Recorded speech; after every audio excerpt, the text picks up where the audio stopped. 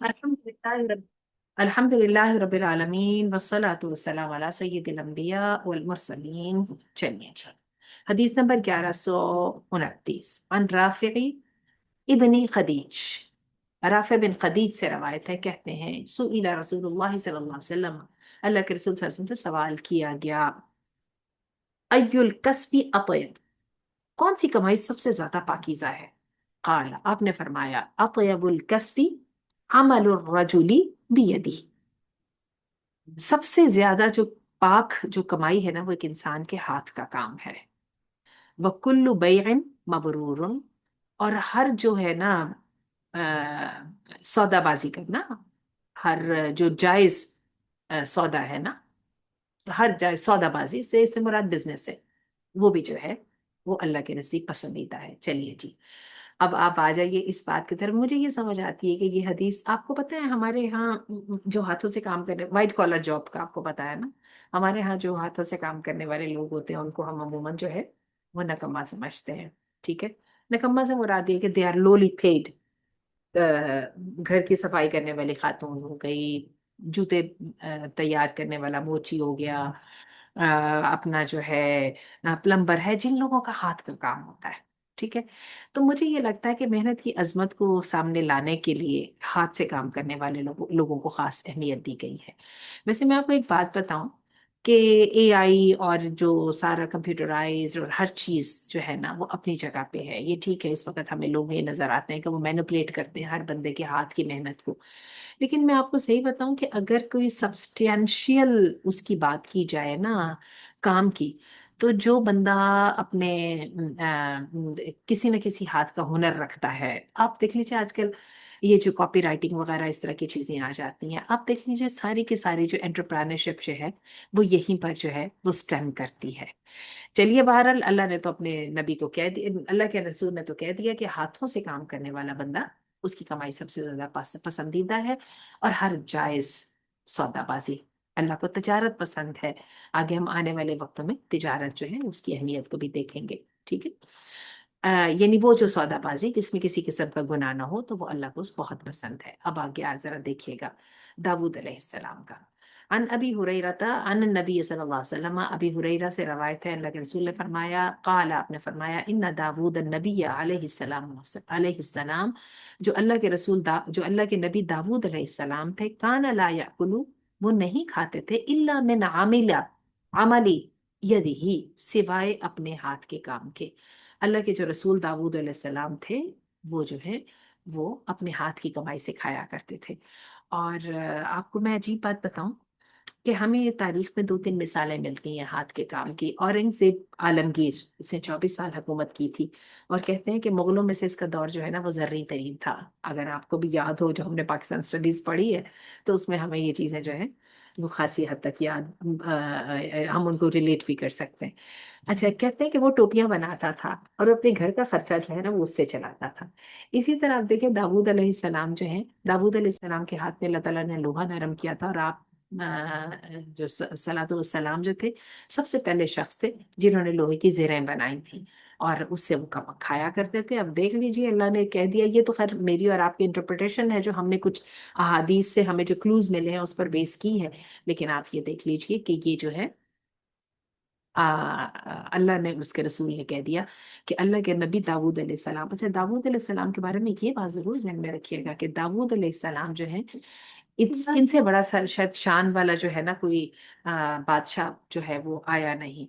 क्योंकि ये है कि इनकी इनके दौर का जो था वो जर्री तरीन दौर था बनी इसराइल का। आज भी देखें आप, ये नेतन्याहू और यहूदी जो है वो सारे के सारे उसी दौर को याद करते हैं और उसी पे बात करना चाहते हैं। और उसी को जो है ना वो सामने लाते हैं, डेविड स्लिंग, बल्कि ये जो है इजराइल के झंडे के ऊपर वो जो स्टार सा बना हुआ है, वो स्टार ऑफ डेविड है। फिर इसी तरह वो जो 2000 साल पहले जिन जिन जगहों पर दाऊद अलैहिस्सलाम की हुकूमत थी उनको हाथ पर लेना चाहते, वो उसकी बात करते हैं।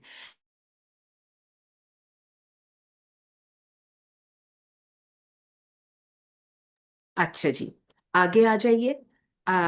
दुनिया में कलील होने के मिसाल है जबरदस्त। یہ وہ والی ہے جو چیز ہم نے کئی دفعہ سنی ہے. عن ابن مسعود قال قال رسول اللہ صلی اللہ علیہ وسلم، ابن مسعود کہتے ہیں کہ اللہ کے رسول صلی اللہ علیہ وسلم نے فرمایا، ان اللہ تعالی، بے شک اللہ سبحانہ و تعالی جو ہے، جعل الدنیا کلہا قلیلا، اللہ نے ساری دنیا کو ہی تھوڑا بنایا ہے. دنیا کبھی بھی سفیشینٹ نہیں ہے، اور دنیا کے اندر ہر چیز ماپی تولی تھوڑی تھوڑی ہے. وما بقی منہا الا قلیل، اور جو اس میں سے باقی جو ہے رہ گیا نا، وہ تھوڑے کا بھی تھوڑا حصہ ہے. ٹھیک ہے. وَمَثَلُ مَا بَقِيَ مِنَ الدُّنْيَا كَالثَّعْبِ، اور جو دنیا کی جو چیزیں باقی رہ گئی ہیں، بہت سارا تو دنیا کی چیزیں جو ہے نا اسپینٹ، جو ٹائم گزر گیا اس کے اندر ہو گئی ہیں نا، اسپینٹ ہو گئی ہیں، اور جو باقی رہ گیا وہ بھی تھوڑا ہی تھوڑا ہے. کَالثَّعْبِ، اس کی بالکل مثال جو ہے وہ ایسے ہے جیسے کہ نا ایک سائے میں واقع ایک یعنی الغدیر، ایک چھوٹا سا حوض ہے پانی کا. شریبہ صفوہ و بقیہ قدرہ، حوض میں آپ کو پتا ہے پانی اکٹھا ہوا ہوتا ہے نا، اس کے اوپر اوپر جو ہے نا صاف پانی ہوتا ہے، اور جو نیچے رہ جاتا ہے وہ جو ہے نا وہ مٹی والا، مڈی، اتنا صاف بھی نہیں ہوتا، اور گدلا پانی باقی رہ جاتا ہے. تو اللہ کے رسول نے فرمایا کہ اچھی اچھی چیزیں جو ہے نا وہ تو دنیا کی جا چکی ہیں، اور جو باقی رہ گیا وہ بس دنیا میں کچھ بھی نہیں ہے. ٹھیک ہے. اگین یہ دنیا کے عارضی پن کی وضاحت ہے، اور یہ بھی پتا چلے کہ دنیا جو ہے اس کی زندگی جو ہے نا گزرگاہ ہے، اور مسافر کا گزرگاہ کے ساتھ کیا تعلق ہوتا ہے، اس کی طرف کرنے، اس کی طرف توجہ کرنے کی ضرورت ہے. دیکھیں بڑی سی اچھی انہوں نے مثال دی ہے. کسی 70-80 سالہ بزرگ کے پاس بیٹھ جائے اور اس کی 70-80 سالہ زندگی کے بارے میں سوال کریں، تو وہ یقیناً اس کا جواب یہ ہوگا کہ اتنی لمبی زندگی اسے ایک خواب، لمحہ بھر کا خواب معلوم ہو رہی ہے. دنیا دار الفنا ہے اور آخرت دار البقا ہے، دنیا دار الامن ہے اور آخرت دار الجزا ہے. انسان اس بات کو سمجھ جائے تو پھر وہ اپنی زندگی کی پریفرنسز کو طے کرے. چلیے جی، مال و دولت کیوں عطا کیا گیا؟ ان ابی واقد اللیثی، ابی واقد اللیثی سے روایت ہے، قال کہتے ہیں، کننا ناتی النبی صلی اللہ علیہ وسلم، ہم اللہ کے رسول صلی اللہ علیہ وسلم کے پاس آیا کرتے تھے، اذا انزل الیہ، جب ان کے اوپر اللہ کی طرف سے وحی کا نزول ہوتا تھا، فیحدثنا، اور وہ ہمیں بتایا کرتے تھے.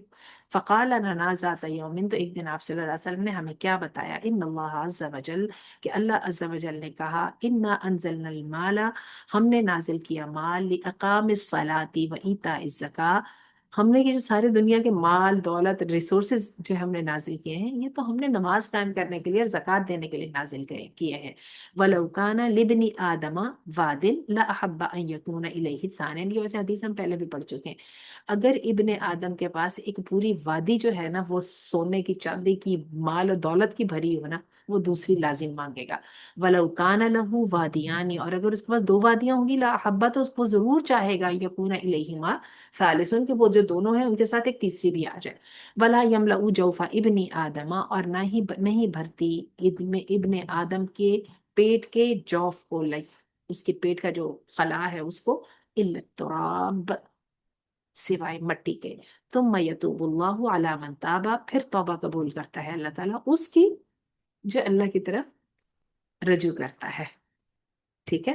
جو اللہ کی طرف رجوع کرتا ہے، اللہ کی رحمت کا سوال کرتا ہے، اللہ کے سامنے خشوع و خضوع اور اپنی جو ہے عاجزی کا نہ صرف اقرار کرتا ہے بلکہ اس کے لیے استدعا بھی کرتا ہے، تو پھر اللہ اس کی توبہ قبول کر لیتا ہے.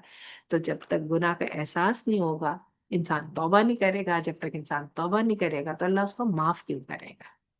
چلیے جی، اب آ جائیے. زبردست، بڑی خوبصورت حدیث آئی ہے. مجھے اس حدیث سے بہت محبت ہے، اور میں نے جو ہے اس حدیث کو اپنی زندگی کا حصہ بنایا ہے. اچھا، یہ حدیث ویسے بیسیکلی دنیا کے بارے میں آپ کو عجیب بات بتاؤں، یہ ٹھیک ہے دنیا کے اندر دل نہیں لگانا چاہیے، لیکن دنیا کے اندر دل نہ لگانے کا مطلب یہ نہیں ہے کہ انسان ہاتھ پیر توڑ کے بیٹھ جائے اور بندہ کہے کہ بس وقت گزارو اور نکلو. ایسا بھی نہیں ہے.